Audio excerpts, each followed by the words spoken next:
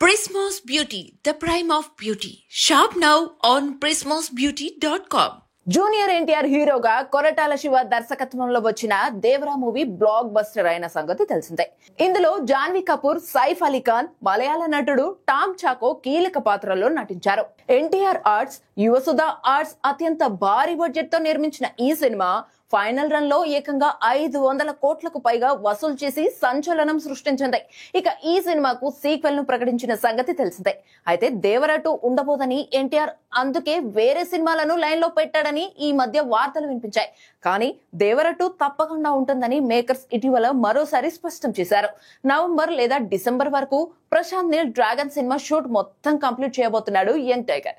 ఈ నేపథ్యంలో దేవరా 2 కు ప్లాన్ రెడీ చేస్తున్నాడు తారక్. అన్ని అనుకున్నట్టు జరిగితే వచ్చే ఏడాది జనవరి లేదా ఫిబ్రవరి నుండి దేవరా 2 షూట్ మొదలు పెట్టేలా ప్లానింగ్ జరుగుతుంది.